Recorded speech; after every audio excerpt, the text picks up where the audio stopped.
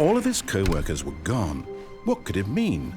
Stanley decided to go to the meeting room. Perhaps he had simply missed a... It takes a lot of humility to carry a bucket so magnificent. Stanley checked his ego and then proceeded on. Stanley clutched the bucket tightly to his chest. This was not the correct way to the meeting room, but Stanley had felt the bucket calling to him, telling him that the employee lounge was simply the place to be. And here it was. Had the bucket turned out to be correct? No, never mind.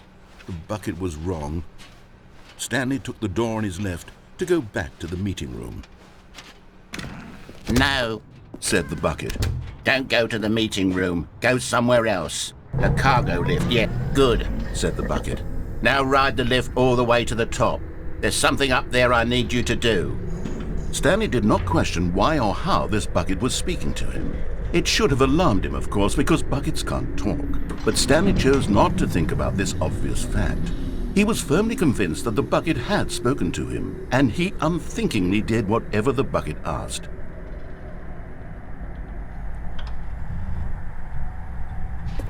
"In here," said the bucket. "Go into this dark room over here." Stanley once again obeyed blindly. "Now pick up the phone," said the bucket. "Pick up the phone, and it will take us back home, where we can go about life together." Whoa, hold on. Why did you unplug the phone? Were you trying to resist the bucket's orders? Stanley, I was joking. Obviously, the bucket isn't talking to you and telling you to do things. Buckets can't talk. It was a joke. Don't you get the joke? It's funny, Stanley. A talking bucket. Can't you see? Oh, goodness. I must have really bungled up the delivery if you actually took me seriously. Where did I mess up the joke? Should I have paused for longer or spoken quicker? Comedic timing is so difficult. I wish I were better at it. But there isn't exactly an instructional video on comedy that one can watch to fully... Oh, wait, yes, there is. It's sitting right here. Let's take a look. What is comedic timing? What is comedic timing? How does it work? How long should it last? How can it be used to effectively silence your political enemies? And more importantly, can it be taught in its entirety within 90 seconds? Thankfully, the answer to all of these questions is yes. Let's dive deeper.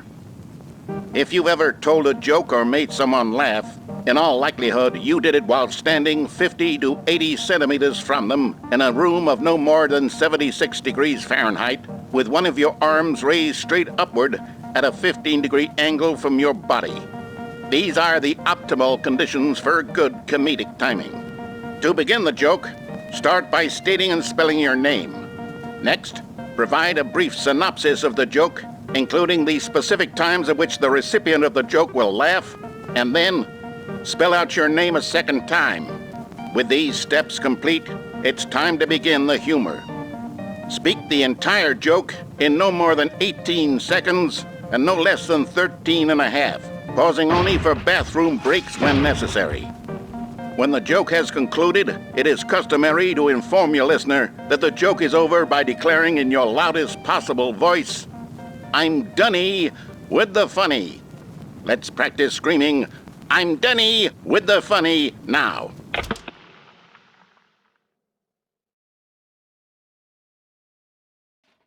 Good. This saying is a perfect example of expectations management, which is the cornerstone of good comedy. Finally, it's time to hand out surveys. Collecting hard data from your audience on how rapt they were throughout the joke is the only way to grow or learn as a comedian. An effective survey should be no less than 10 pages long and should include the same question reprinted several times, just to ensure the survey taker is actually paying attention and not simply filling in answers at random. And that's all there is. With these strategies at your disposal, you'll have audiences doubled over in laughter and even tripled over in laughter in no time at all. Just remember to let them stop laughing at some point, you gut-busting little scamp. After all, We're each of us needed on the front lines of the war to fight the 12-legged invader who threaten our very existence, and who very likely die in a hailstorm of bullets and mandibles. All of us must be prepared to give our lives to this noble cause, just as our children must do after us, and their children after them. Godspeed, and may Earth reign supreme.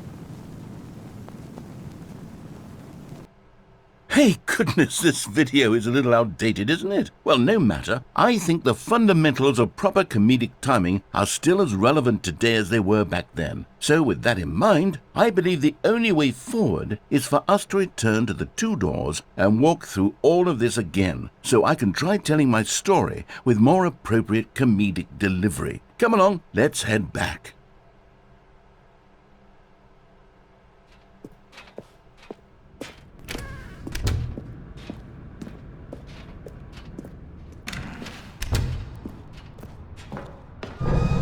I can feel it. This time, I'm really going to nail the delivery. You'll be in stitches. A talking bucket, you'll say? How ridiculous. How absurd. What a hilarious concept. The king of comedy. That's what you'll call me. Thank goodness we had the instructional video. Otherwise, who knows where we'd be right now. Well, I wouldn't be the king of comedy, that's for sure. The bucket spoke to Stanley. The bucket spoke. The bucket spoke. Oh, I'll figure it out on the fly. No need to overthink things.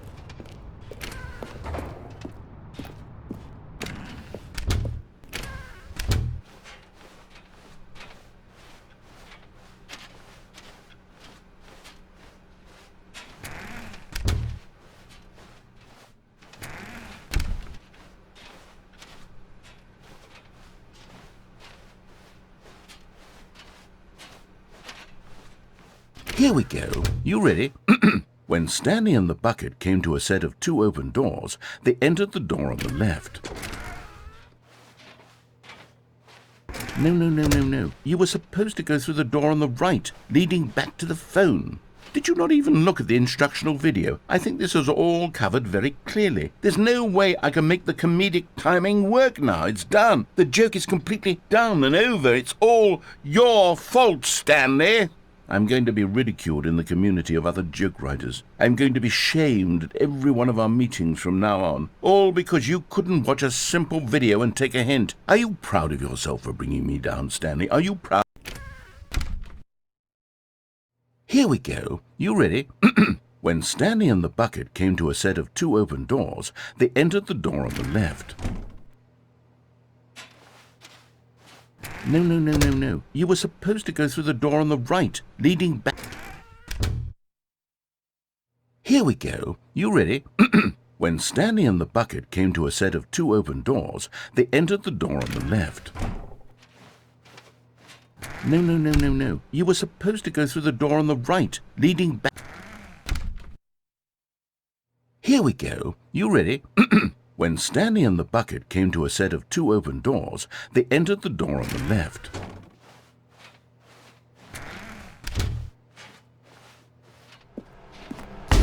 What? We're back at the phone already? No. What's going on? There was supposed to be several rooms leading up to this.